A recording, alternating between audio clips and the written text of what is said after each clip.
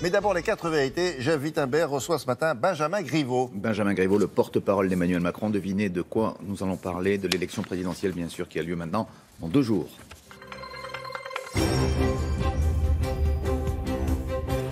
Bonjour Benjamin Griveaux, et on l'a entendu dans le journal de 7h30, un sondage montre que Emmanuel Macron semble en progression dans les intentions de vote. Est-ce que pour vous, les jeux sont faits? Il sera élu dimanche prochain, dans 2 jours. Alors la règle, c'est que les jeux sont faits le jour où les Français auront exprimé leur choix. Donc dimanche à 20h, les jeux seront faits. Il nous reste quelques heures jusqu'à ce soir minuit pour faire campagne, pour convaincre. Vous êtes très optimiste. Il y a une forme d'optimisme, mais il y a surtout, je crois, un débat qui a permis cette semaine de juger 2 caractères différents, 2 projets diamétralement opposés et 2 visions pour le pays. Et je crois que ce débat a permis d'éclairer à la fois les idées, mais aussi les personnalités des 2 candidats qui s'affrontent dimanche dans les urnes. Alors on va revenir sur le débat. En tout cas, vous avez déjà apparemment prévu un lieu de fête. Ce serait sur l'esplanade du Louvre à Paris, en cas de victoire bien sûr. Est-ce que c'est un hommage discret ou assumé à François Mitterrand qui avait fait ériger la pyramide du Louvre, comme chacun sait? C'est un lieu symbolique, la pyramide du Louvre, parce que c'est à la fois le Louvre, un lieu d'histoire, un lieu de culture, dont on n'a sans doute pas suffisamment parlé dans cette campagne. Et puis c'est l'alliance entre cette histoire, cette culture et une forme de modernité. C'est aussi montrer finalement que pour aller de l'avant, il faut aussi savoir d'où l'on vient. Et donc aucun lien avec François Mitterrand. Cette alliance des 2 là. Je ne crois pas. C'est plutôt l'audace architecturale alliée à la culture et à l'histoire. Un peu d'audace ferait de bien à ce pays. Alors Emmanuel Macron pourrait donc être élu dimanche avec une large majorité, si les Français en décident ainsi. Et pourtant, selon une étude du Cevipof publiée avant-hier par Le Monde, 60% des électeurs d'Emmanuel Macron potentiels vont faire ce choix par défaut et 40% seulement par adhésion. Seul un quart des Français apprécient réellement celui qui pourrait être le nouveau président. Est-ce que ce n'est pas un handicap de départ ? Vous savez, cette élection, elle a été volée aux Français les 2 ou 3 premiers mois, quasiment jusqu'à un petit mois avant le premier tour, par les affaires judiciaires. On n'a parlé quasiment que de ça. Nous sommes tous devenus des professionnels du parquet national financier et finalement assez peu connaisseurs des projets portés par les uns et les autres. Ça a été un peu plus le cas juste avant le premier tour. Et puis dans cet entre-deux tours, il y avait la violence et les insultes d'un côté et nous, on défendait un projet. Et donc, ce temps-là va se poursuivre dans le cadre des élections législatives, de l'explication. Oui, et cette explication permettra peut-être aussi l'adhésion. Permettra peut-être aussi d'aller convaincre des électeurs. On n'est pas forcément là aujourd'hui. Aujourd'hui, regardez-le, le paysage politique est totalement éclaté. Vous avez les 2 grands partis traditionnels qui ont dirigé ce pays depuis 30 ans, qui représentent moins d'un quart des suffrages, et puis un vote contestataire très présent, et puis un vote que je considère aussi être un vote d'adhésion. On a recomposé l'offre politique française qui était sur le tapis depuis 40 ans. On nous a dit que ce serait impossible. On nous a dit que nous n'y arriverions pas. On nous a dit que finalement, il fallait faire comme les autres, reprendre le tic-tac gauche-droite. Nous, notre pari, c'est que ce tic-tac est arrivé à son terme. Première étape, c'est dimanche soir, avec une victoire large d'Emmanuel Macron que j'appelle de mes voeux. Seconde étape, ce seront les élections législatives du mois de juin. Mais ce qui frappe quand même Benjamin Griveaux, c'est que M. Macron n'est pas encore élu, qu'il doit déjà affronter certaines colères. On l'a vu encore hier pour son avant-dernier jour de campagne dans le Tarn. Des militants CGT l'attendaient en lui demandant d'abroger la loi travail. Or, on sait qu'il veut aller encore plus loin cet été par la voie des ordonnances. Est-ce que vous ne vous préparez pas déjà à une épreuve de force sociale dès les premières semaines de son mandat? Il y a de la colère dans le pays. Il y a de l'angoisse et de la colère.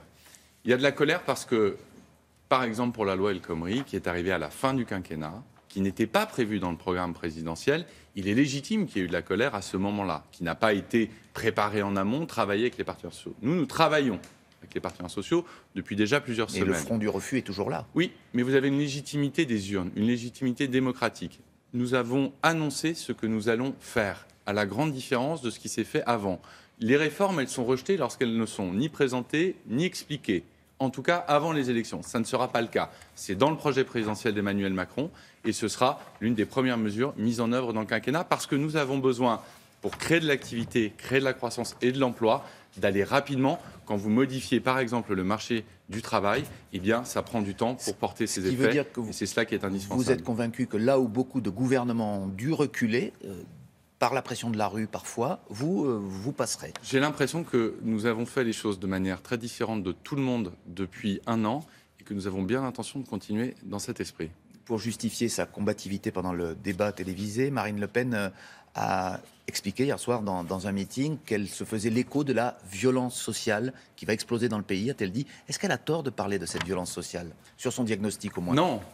Le tort qui pourrait être le sien, c'est finalement de n'être qu'une caisse de résonance. Lorsqu'on est un responsable politique, il est absolument indispensable d'écouter la violence, d'entendre les mots. Et d'ailleurs, Emmanuel Macron ne se rend pas que dans les endroits où les gens lui sont acquis.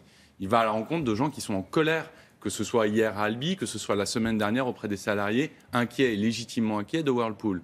Mais le rôle d'un responsable politique, ça n'est pas seulement d'être une caisse de résonance, c'est aussi de faire des propositions concrètes, de dire aux gens, voilà, là on va pouvoir aller dans cette direction, y arriver en empruntant ce chemin, mais leur dire la vérité. Parce que si vous expliquez qu'en 2 coups de cuillère à peau, vous allez retourner la situation, interdire les fermetures d'usines et que demain, plus personne ne licenciera dans le pays, ça n'est pas sérieux. L'affaire du prétendu compte aux Bahamas d'Emmanuel Macron, soulevée par Marine Le Pen, va-t-elle laisser des traces, même s'il n'y a pas de preuves, même si vous avez déposé une plainte pour diffamation? Est-ce qu'il y aura peut-être un soupçon? Il y a d'abord un sujet qui, moi, m'interpelle. C'est que cette affaire sort sur Internet à 17h ou 18h le jour du débat, que Marine Le Pen s'en fait l'écho sur des sites très confidentiels proche de Donald Trump et du gouvernement russe, et que Marine Le Pen s'en fait l'écho de manière totalement irresponsable quelques heures plus tard à peine. Donc elle était au courant. Ça, c'est un premier sujet. La deuxième chose, c'est que ce sont des faux grossiers qui ont été établis. Et d'ailleurs, nous avons préparé ce contre-argumentaire où vous voyez, vous comparez les signatures, ça a été fait de manière la question était, très est-ce que mauvaise. Même si c'est faux, cela va laisser des traces. Je ne crois pas que les Français se laissent abuser par des faux aussi grossiers et par des manipulations à 48 heures d'un scrutin. Mais la leçon de ce moment-là, c'est aussi que dans les années à venir, il va falloir qu'on mette en place quelque chose de la vigilance citoyenne à l'égard de ce qui circule sur les réseaux sociaux. Ça fait des mois qu'on est victime de calomnies, de mensonges. Il faudra y mettre un terme, trouver des solutions pour réguler ces fausses informations. Dernière question, Monsieur Griveaux. Emmanuel Macron, on le sait, ne veut pas dire qu'il sera son Premier ministre. Certes, ses prédécesseurs, s'il devient président, ne le faisaient pas non plus. Néanmoins, en 2007, François Fillon était, comme on dit, dans les tuyaux. Jean-Marc Ayrault, idem en 2012. Pourquoi ce mystère autour de ce nom que l'on va devoir connaître dans les prochains jours? Parce qu'il y a une forme d'indécence à annoncer son Premier ministre avant même que les Français vous aient choisi comme président. Le président de la République élu choisira un Premier ministre et formera son gouvernement. Alors, juste une question, c'est quelqu'un qui peut ne jamais avoir été ministre, qui accède à Matignon? C'est quelqu'un, Emmanuel Macron l'a dit, qui est expérimenté politiquement et qui a sans doute un passé parlementaire, ce qui est indispensable pour être un Premier ministre efficace, parce que quand on est Premier ministre, on est chef de la majorité. Pas ministériel. On peut être Premier ministre sans jamais avoir été ministre, selon vous? Écoutez, on peut être président sans jamais avoir été élu. Très bien, ce sera le mot de la fin. Merci beaucoup Benjamin Griveaux.